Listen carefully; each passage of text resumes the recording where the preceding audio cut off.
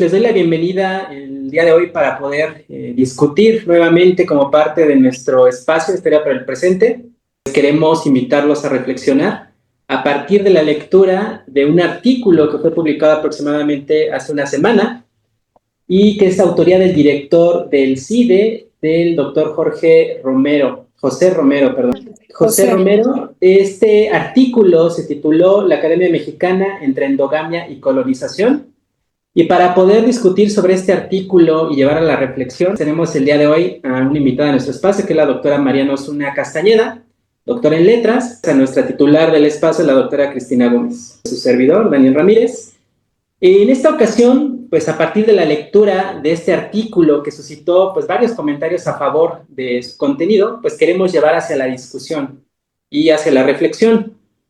Particularmente porque a raíz de este artículo pues se plantearon varias ideas que el día de hoy nos gustaría discutir. En este caso, la primera de ellas tiene que ver con un término que se vincula con la endogamia que se presenta dentro de la academia, porque este doctor José Romero sostiene que la endogamia es un mal que corroe a la universidad y pues en general a varias instituciones de educación de nivel superior. Sobre este término y sobre las problemáticas que se desprenden de esta endogamia, pues me gustaría iniciar preguntándoles qué opinan. Perfecto. Daniel, doctora Cristina. Porque ya lo dijiste tú, pero quiero hacer énfasis en que este artículo se compartió muchísimo en las redes sociales, mucho. Y la gente, la mayor parte al menos de lo que yo vi, era favorable al contenido del artículo. Pero sobre todo, mucha gente también llamaba a debatirlo, a discutirlo, y hacía énfasis en que pues no tenemos la cultura del debate ni de la reflexión.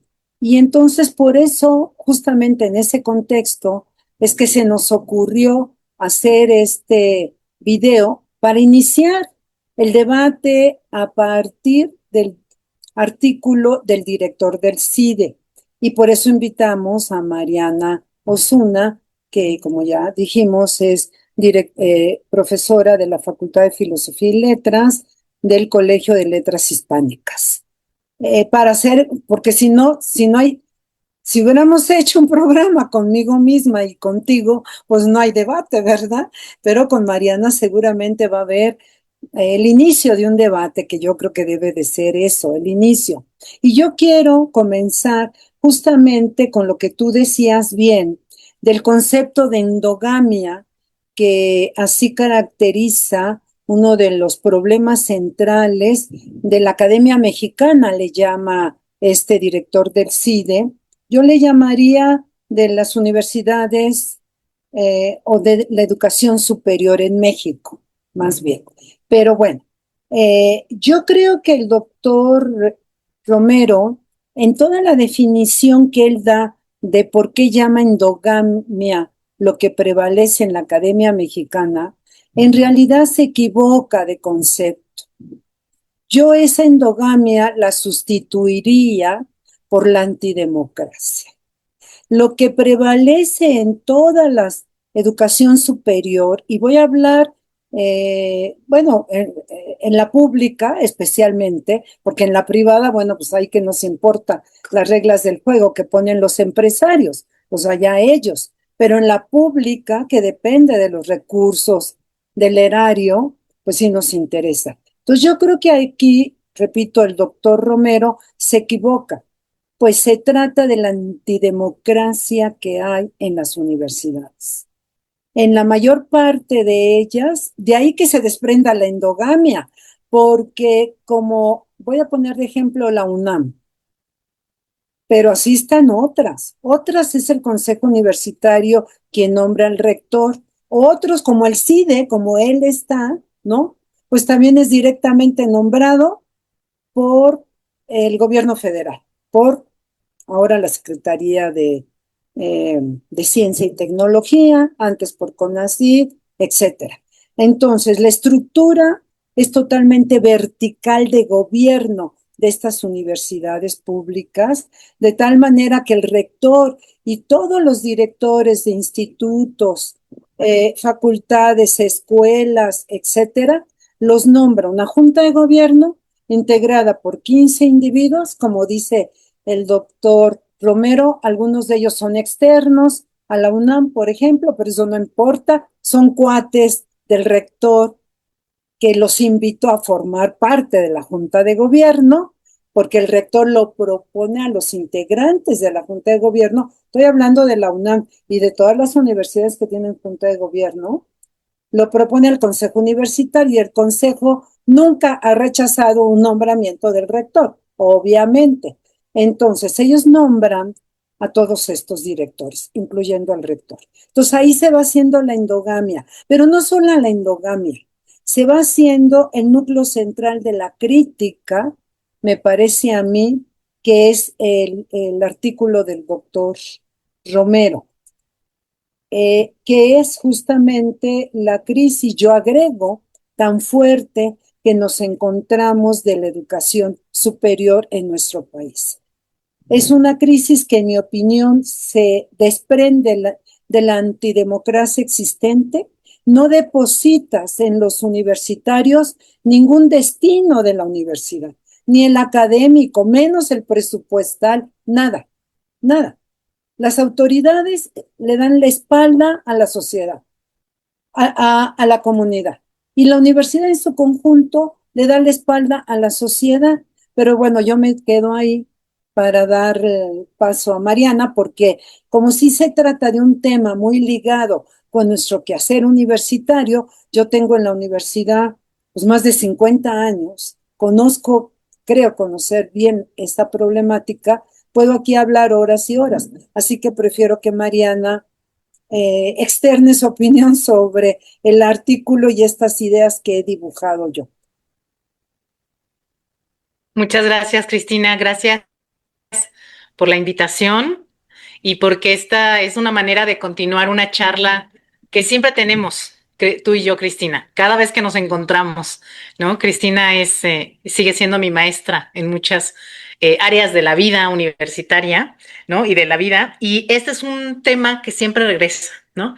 Me parece muy importante ubicar en este artículo que la endogamia es un efecto de algo más, que es un síntoma de otra cosa, que no es necesariamente un problema o un efecto que se pueda atacar, describir, aislar de algo más sistémico del gobierno de las universidades públicas, ¿no?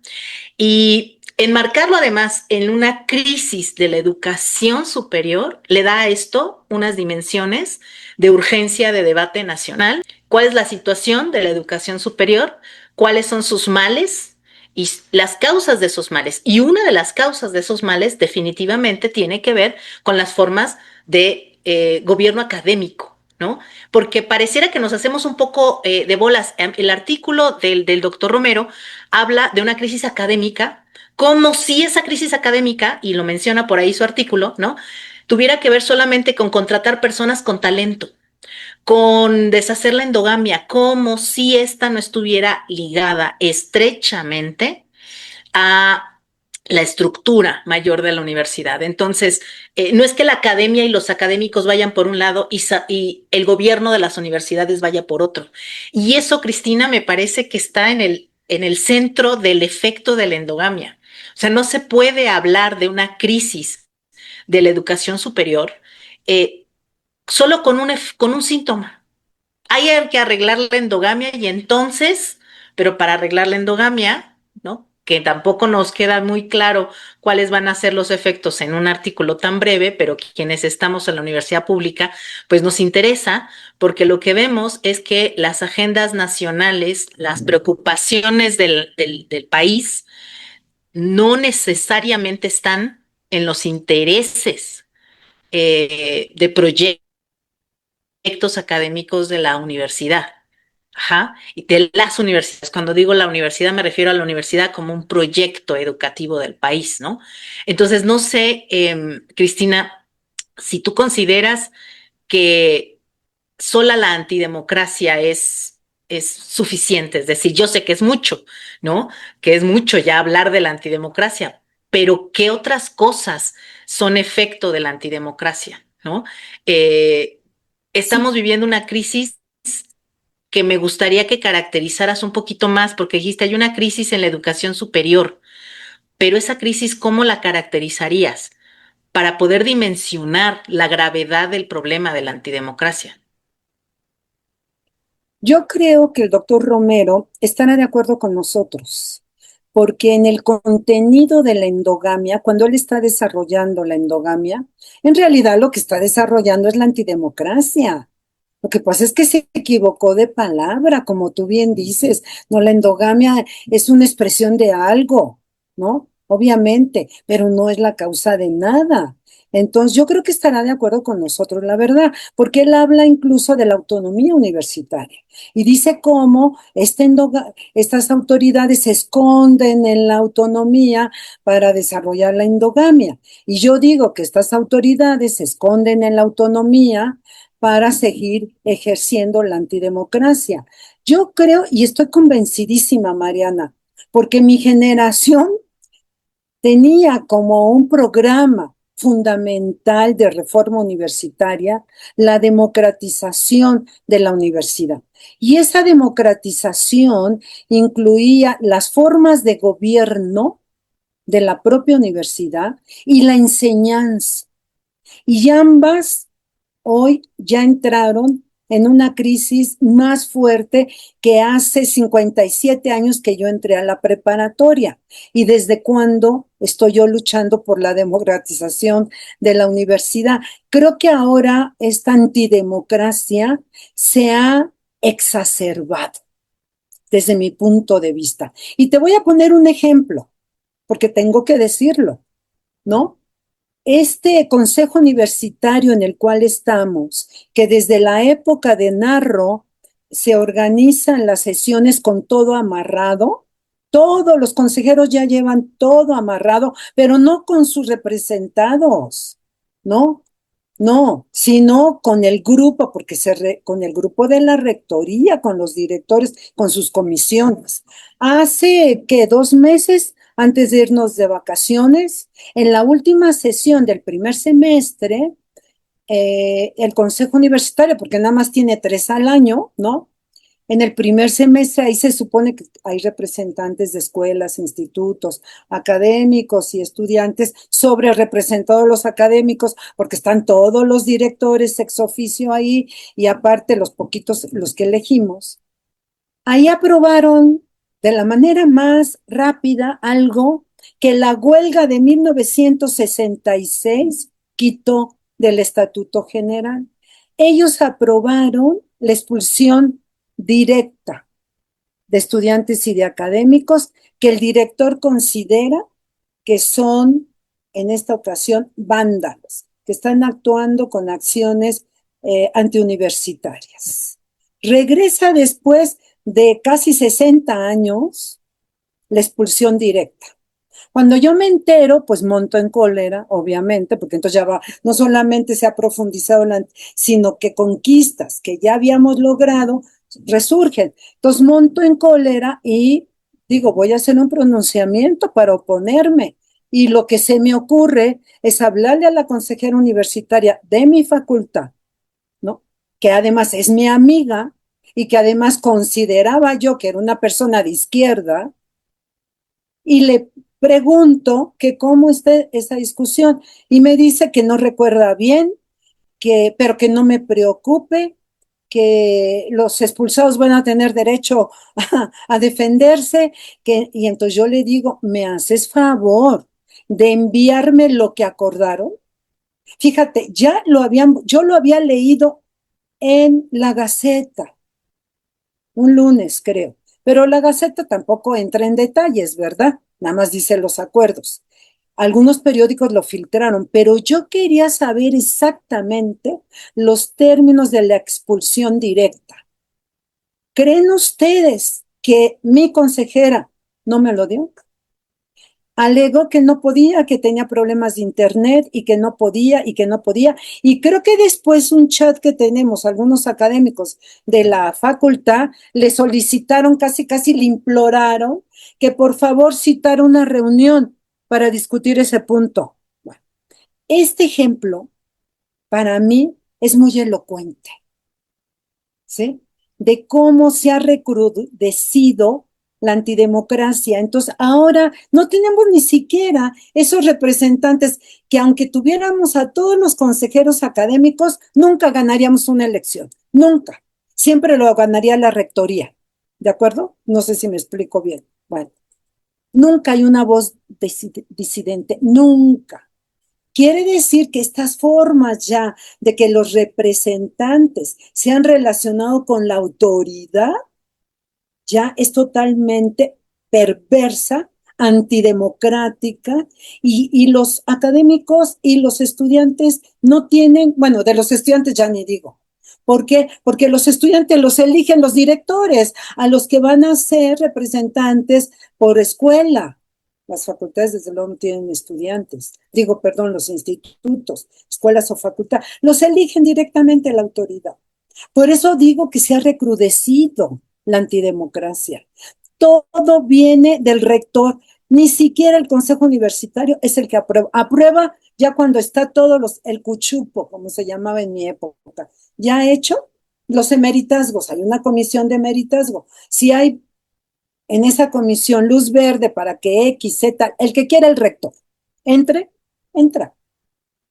Ahora, no estoy hablando de un problema más serio, porque todo esto obviamente redunda ¿en qué? Pues en la academia, propiamente dicho, ¿no? No solamente en cómo se administra, no, sino en la enseñanza, en la investigación, en la difusión. ¿Quién dicta la política en estas tres aspectos sustantivos de la universidad? ¿Quién la dicta? ¿Nosotros? ¿Los académicos? ¿Los estudiantes? No, es el rector con su séquito, pero el rector es jefe. No, eso es verdaderamente, pensando en los años 50, 60, que a mí me tocaron 70, bueno, esto está peor. Y trae consecuencias gravísimas para todo el funcionamiento académico, ya dije, de las tres funciones sustantivas de la universidad. Pero bueno, aquí me quedo porque como ven, pues tenemos tela de dónde cortar o no, Mariana. Entonces, si quieren, pues seguimos adelante con otros problemas que plantea el señor Romero. Bueno, aquí en esta parte sí me gustaría también detenerme, porque sí es la parte también de la falta de democracia, pero también como reacción al proceso que estamos viviendo actualmente en el país, ¿no? O sea, la universidad está actuando como un refugio, pues, de conservadurismo más reacio. Entonces, y eso también, pues, se traduce no solamente en la falta de democracia, sino también en la falta de transparencia, como ya lo mencionó, porque prácticamente la universidad opera de forma completamente, pues, antidemocrática y oscura en todos sus procedimientos, a pesar de que alega que tiene el portal de transparencia y los procedimientos. Pero esta misma endogamia que se da de las camarillas y los arreglos, pues se traduce en quién va a ser elegido, por ejemplo, para una plaza, para el emeritazgo, la selección de los representantes, precisamente este consejo. Entonces se van reproduciendo estas élites universitarias y precisamente pues es esta endogamia y falta de democracia. Ahora, ¿eso cómo repercute? Precisamente lo que el doctor Romero menciona sobre la falta también de innovación en cuanto a la producción de conocimiento, porque dice que no solamente este conocimiento no es tomado en cuenta a nivel internacional, pero si empezamos desde el plano nacional, por ejemplo, en el caso de la UNAM, que se presume como la Universidad de la Nación, pero no está discutiendo en este caso los problemas principales que enfrenta el país y tampoco contribuye a la resolución, reflexión o crítica de estos problemas más allá de un comentario. Entonces, pues hay un alejamiento entre la universidad y la sociedad. Entonces, ¿ustedes qué opinan sobre esta parte, pues, de este alejamiento y de que no es tomada en cuenta? Bueno, no es que no haya sido tomado en cuenta, sino que la academia no está haciendo ningún esfuerzo tampoco por transformar o cumplir con ese papel transformador de la sociedad. Bueno, Doctora. entonces aquí, sí, muchas gracias, Daniel. El papel transformador a mí me parece que esto no se puede desligar de lo que ya habíamos hablado, de la endogamia como un efecto, ¿no? Y del origen, la antidemocracia. Entonces, lo que va sucediendo es que hay una esclerosis de la academia, precisamente porque hay un control de los recursos, y un control de los recursos que no obedece a las necesidades, ya no sean de la nación, ya no sean ni siquiera a veces de las propias comunidad universitaria, tampoco de los planes estratégicos, sino que es una academia que responde a sus propias premisas que tienen que ver con sus propios intereses. Y esos intereses están coartados por una visión donde no hay que rendirle cuentas a la sociedad, no hay que responder ninguna pregunta que la sociedad haga a la Universidad de la Nación, ¿no? Y lo voy a poner ni siquiera solamente dentro de la academia, sino acaba de iniciar un año escolar. ¿Cuáles son las políticas para los lugares en las diferentes licenciaturas? ¿Cuáles son los criterios para saber que la Universidad de la Nación tiene tales o cuales políticas de ingreso? ¿Cuál es el crecimiento analizado en el marco no solamente demográfico, sino de los planes estratégicos y preocupaciones de este país para saber qué licenciaturas, qué posgrados, qué relaciones de esas licenciaturas y posgrados debe haber con los problemas nacionales? ¿No? ¿Existe esa relación o cómo se la inventan? No sé a quién le haya pasado cuando lee los ingresos a la universidad, pero a mí me pasa que me pregunto, ¿y estos números, dónde está el análisis y la estadística? La universidad tiene un portal de estadística de sí misma, ¿sí? Yo invito a la gente para abrir el debate a darnos cuenta que la universidad produce conocimiento sobre sí misma, produce conocimiento sobre el país, pero curiosamente no está la comunidad en su conjunto invitada a reflexionar sobre el papel que tiene cada comunidad, bachillerato, licenciatura, posgrados, en la relación con ese análisis estadístico. ¿Cuántos jóvenes ingresan a qué licenciaturas, bajo qué planes?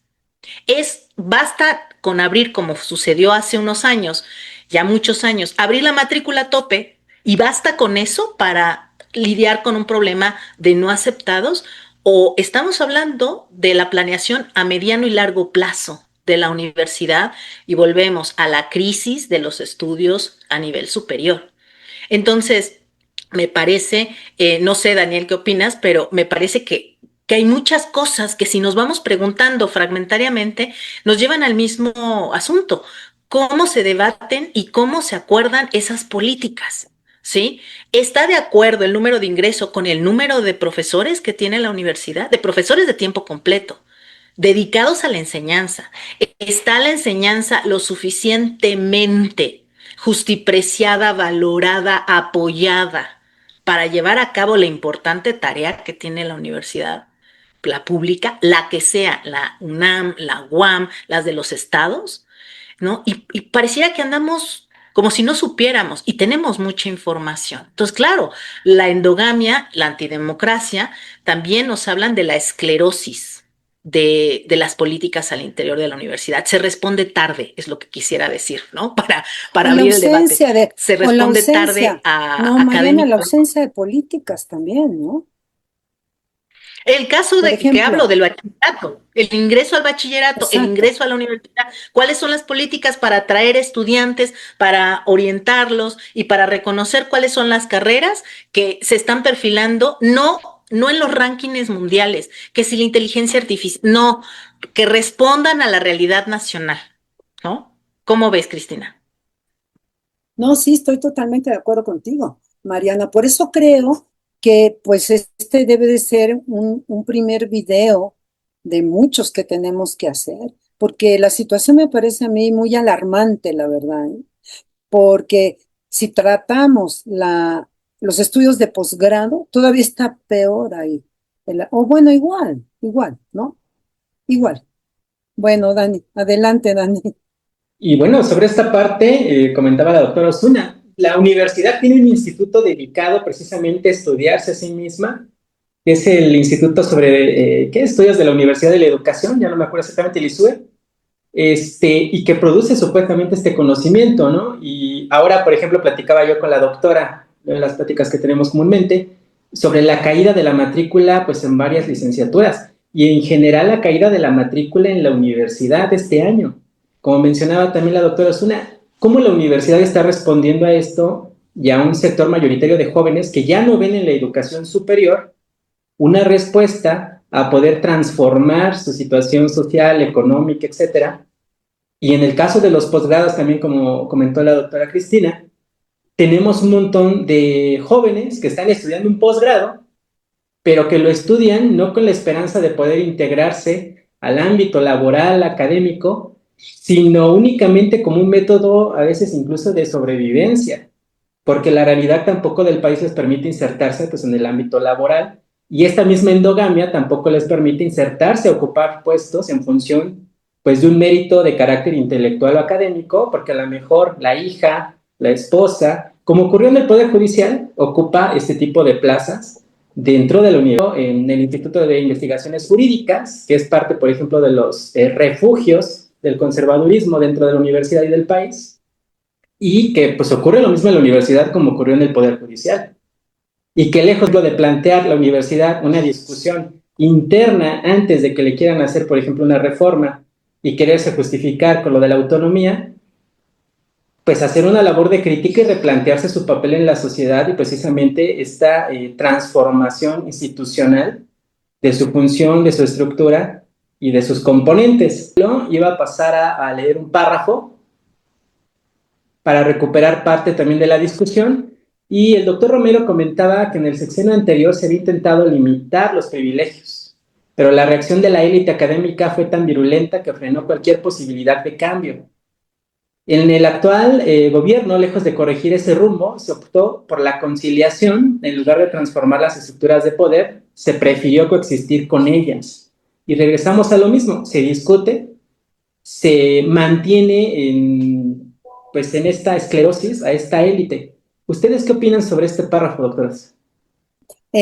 Yo lo que opino es que yo creo que el doctor Romero tiene elementos más que nosotros y me preocupa, eh, para evaluar el cambio de sexenio para la educación superior o en la educación en general, pero sobre todo la superior, porque él dice lo que acabas de leer, estaba más clara la política de López Obrador. Ahora que estabas diciendo del conservadurismo, la verdad es que yo extraño mucho a López Obrador en ciertos aspectos de la mañanera, sobre todo cuando hablaba de la universidad, que recibió muchas críticas, pero era correctísima su crítica desde mi punto de vista. En la universidad nadie critica nada, de veras, nada. Y sí creo que hay un conservadurismo tremendo en la universidad.